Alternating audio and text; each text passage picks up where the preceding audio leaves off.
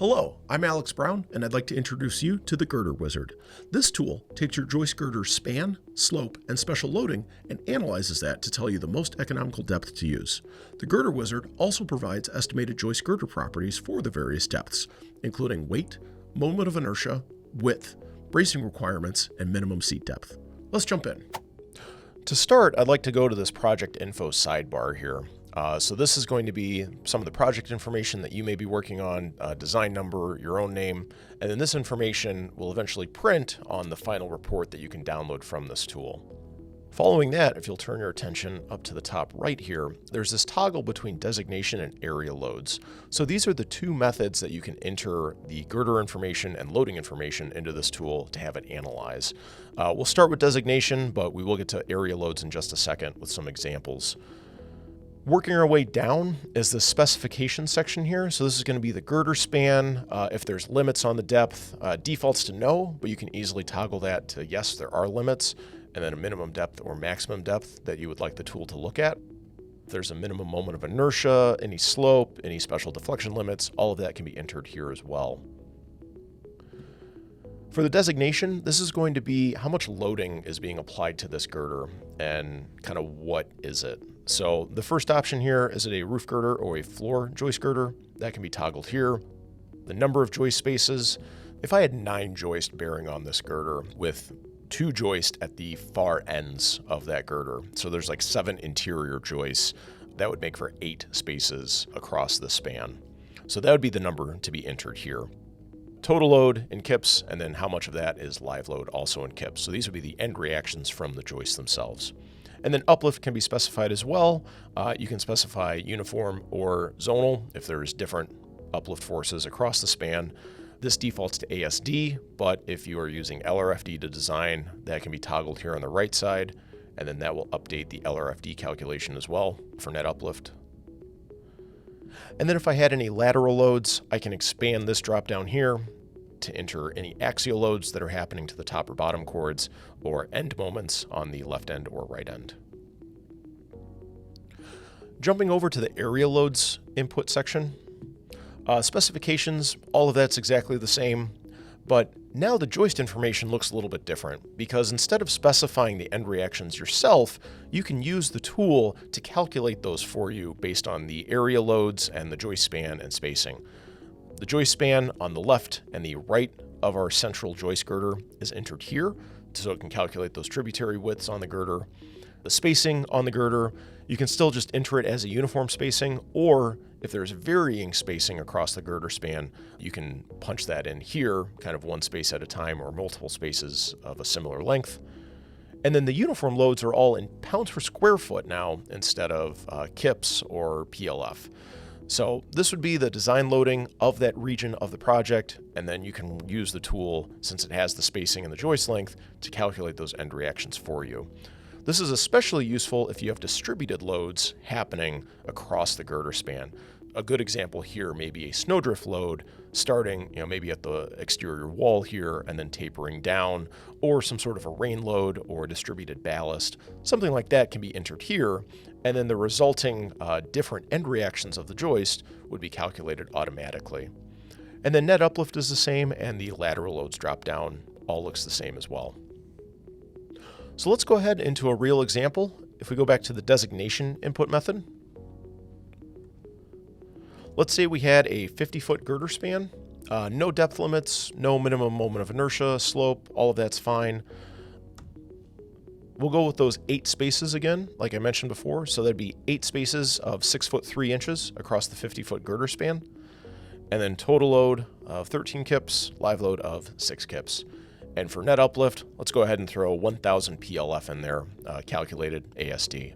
So with that information, we can go ahead and analyze it. And right away, a couple of things to point out. Right at the bottom here, there's a note that the capacity of the SGI minimum welds may be exceeded because of that 1,000 PLF net uplift. So just something for the engineer record to look at when they're putting their contract drawings together. But then up top here for the estimated properties, I can see right away that 60 inches is my most economical depth. It's highlighted in green, and my cost ratio is 1.000. So that's my baseline cost, which all of these other ratios are compared against. So the 56-inch deep option, for example, would be about 1% more expensive than the 60-inch deep option. And then that goes up to 12% premium for a 44-inch deep girder of this loading. And then going from left to right here, self-weight, you can see it's 67 PLF.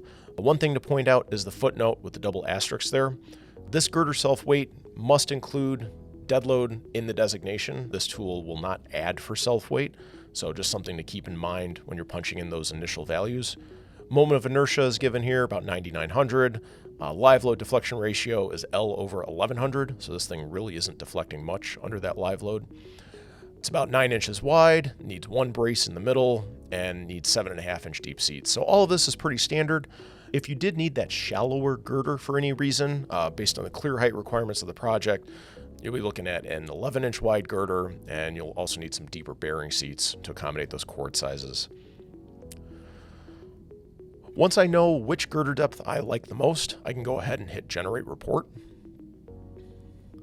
And then from here, I can make my selection, and that puts together a nice report for me that has all my inputs and outputs, just kind of summarizing this run, and I can have that in my calculation package for the project. Below is this load combination section, which goes through all of the ASD load combinations that are ran for this girder. And you can see everything listed out here, and if I go ahead and pick just a dead plus live combination, you can see the resulting shear and moment diagrams based on those joist end reactions across the girder span.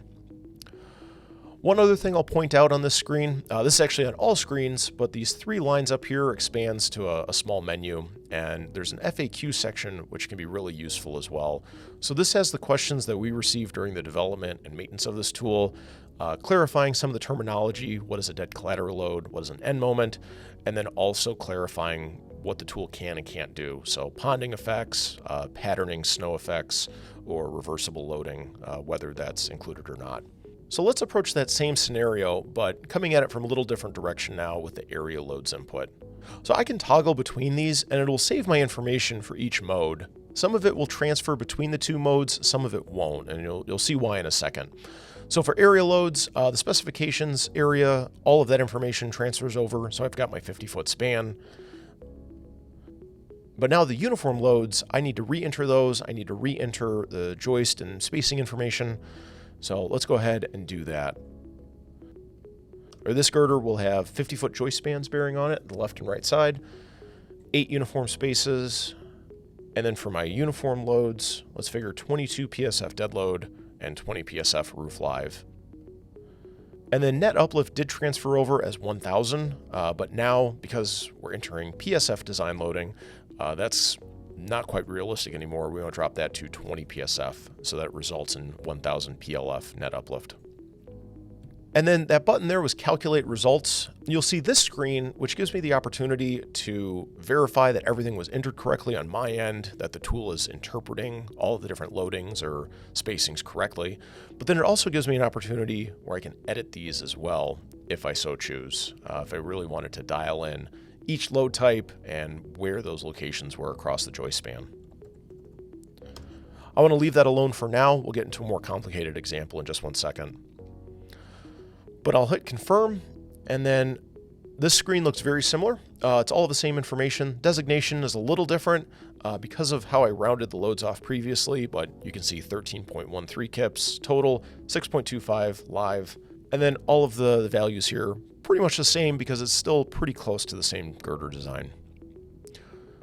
So if we go back to our inputs, still in area loads here, but let's say we have a girder on this project that has a snowdrift load at the exterior wall coming a few joist spaces into that girder span. So if we wanted to add for that, first, let's go ahead and add that snowdrift load. So that's 75 PSF at the start, WS, and then ending as 0 PSF, so tapering down as a triangle. I want to leave my A dimension as 0 as well, so that it figures it right here at the left end, and that will be across a 15-foot length. And then as well, let's say that we're adding some joists at half spaces as well. a couple kind of tucked in between the 6'3" typical spacing. So I can enter that here by selecting multiple spaces. And that would be 4 spaces at 3.125 feet, so 3 foot 1.5 inches, and then 6 remaining spaces at the 6'3" or 6.25 feet. And with all that information inputted, I can go ahead and calculate my new reactions now. So quite a bit of difference here compared to what we saw a minute ago. You can see the dead load and live roof loads vary depending on the joist spacing. So it's half of the typical end reaction, 6.88 down to 3.44, and then this one space in the middle where that the transition happens between the 2 spaces of joists. And the snowdrift starts heavy and then it tapers down as you go towards the interior of the girder span. All of that looks good. I'll go ahead and hit confirm. And you can see that 60 inches is still my most economical depth. My self-weight looks a little bit heavier at 69 PLF now instead of 67, but everything else still looking pretty similar, just a little bit heavier of a design. And the designation here now says SP instead of having a total over live loading, and that's because of that additional snowdrift load. It's impossible to boil that down into a typical total over live designation.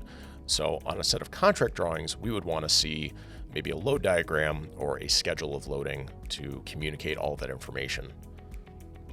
And then one final tweak on this example, just to get off of the 60-inch depth always winning out. If we were to remove that net uplift force and calculate everything again and run it again, you can see that that made enough of a difference where the 56-inch deep option is now slightly better. You can see 0.3% difference between the 2 depths. But that was controlling some of the design because my self-weight does look a little bit lower now at 63 PLF instead of the 69 we had a moment ago. And that's the Girder Wizard. It's a great resource for seeing what kind of joist girder will be most economical for your unique conditions and loading. And with that, happy specifying.